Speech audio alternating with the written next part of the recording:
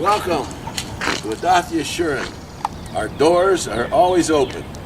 Please feel comfortable to join us. Hello there. The parsha for this coming week is Emor.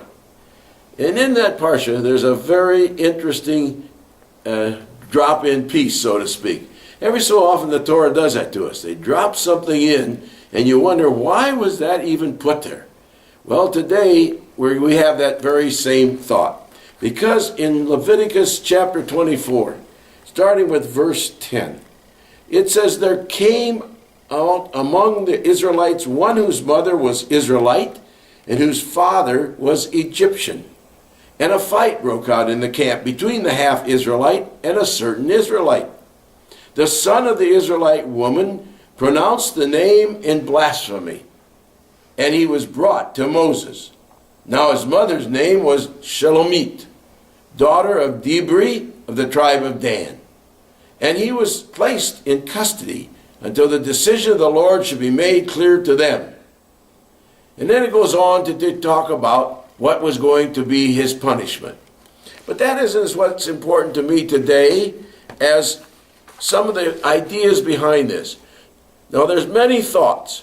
Some say the non-Israelite was a sinner. He spoke God's name wrong. He was a blasphemer. He may have denied God.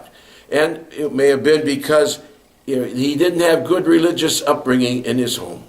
Or what reason might be anything. But the reason that, and because he says this, he brings discredit upon his mother, Shelomit, upon Dibri, his grandfather, and upon the tribe of Dan. But let's look deeper into this. Let's look for something more meaningful to us. I'd like to look at this situation as being more modern and saying that here was a problem. His mother was Jewish. That made him Jewish. But his father's determined the tribe. His father was not he was an Egyptian. He didn't have a tribe. So here was this young man without a tribe, almost without a home. He was a homeless guy as far as that was concerned. Now we have that happen maybe today in our own congregation.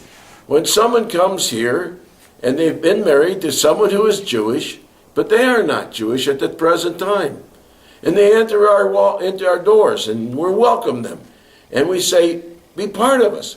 Well, do we really mean that? Now, one of the thoughts that came from Midrash Leviticus, it says the half-Israelite wanted to pitch his tent with his mother's tribe, Dan. But Israel had been bidden to encamp according to their father's houses. Though this man, son of an Egyptian father, found himself without any regular place in the camp. And in his frustration, he blasphemed. In his frustration. Now imagine how it would be if you came to our synagogue and you felt so much a stranger and became so frustrated because no one was open and welcoming and helping you to be included. You too could say, what kind of a God is it that does not allow people to welcome me? Well, here at Adath, we have a solution to that. We have first our bold statements. And the first bold statement is, we are a welcoming place. We are a warm, welcoming congregation that promotes inclusion and participation while valuing diversity. Inclusion, that's a key word. We have a committee, an inclusion committee, to include people with all kinds of needs.